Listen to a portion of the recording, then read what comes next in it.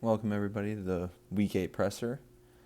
This is, as everyone's aware, my first one. I'm hoping to never have to do this again, but the team's a little inconsistent right now. Last week, I think everyone actually came to play, but unfortunately, I only got into the end zone once, and that includes my quarterback, who is my future, my phenom. Thank you, Royce, for getting to pay dirt, but one touchdown just isn't going to do it, and that's why I'm here talking to you guys. So let's see what we got. Hold on. Where are these? Where's this presser questions tab? Oh, it's at the beginning. Okay. Quan missed 3.5 games and is only 11.52 points behind Karma. Are you worried to God is about to get alphaed on our bet? No, I'm not worried. Kamara has missed 2 games, and I am obviously 0-2 in those games, these last 2. He's on bye this week, but he'll come back strong, ready to go. Him and Drew Brees, that offense will get going. It's great to see Lat Murray get 9 targets or whatever the fuck he had last week, because obviously majority of those are going right back to the God, because he's just better. So, no, I'm not worried about that. Who wins in a fight, Bruin or Gorilla? A literal Bruin or a Gorilla, I'd have to take the Bruin. Me versus a Gorilla, I'd take the Gorilla. Do you regret trading Chark to Hooley? Oh, absolutely. By far, that's a regret. It was before he touched the field this year. Obviously, it was a throw-in piece. And I hadn't heard much. I just knew that through preseason games, Nick Foles was targeting Dede Westbrook nonstop. I like what I see out of Dede. So I figured he was going to kind of remain the alpha there. And obviously Minshew comes in, and that guy's fucking slinging it. I don't think they're going to go back to Foles. I think Chark long term's looking great. I know there was some reports he had a great preseason camp, but still wrong decision. Nothing I can do about it now. I tried to give Hooper right back to him, but he didn't want that, so we're moving on from that. What does the team need in order to return to greatness? What was missing this year? At the beginning of the year, I honestly think Rocky outbid me maybe by $1 or $2 for that New England defense, and it would have been interesting to see how my mindset would have changed had I won that fab bid and had New England to start the year. Obviously, starting 0-2. I looked at the roster. I just didn't see I had the running back depth that I think you need in order to win in the playoffs.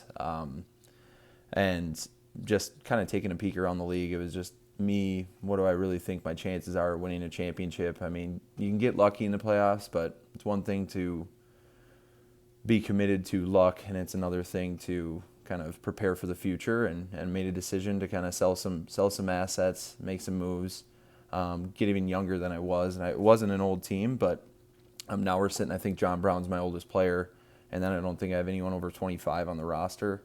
We're looking towards the future. We got picks. We'll see what we can do. Do you like the fact that Kyler slides before getting tackled? He's getting labeled as a pussy by other QBs in the league. Yes, I do. I do like the fact he's a little itty bitty, kind of like a bug out there. He's very good in the pocket, has good pocket presence, I feel. So he escapes pressure and avoids those tackles, the unnecessary ones, those unnecessary hits that you're seeing your Cam Newtons take. I don't want to see him doing that. So got to keep him healthy. Got to keep him in the game. I respect what Lamar's doing, but I think it is, not to put a jinx on him, but it is a matter of time. If he's going to keep taking hits like that, he's going to get hurt.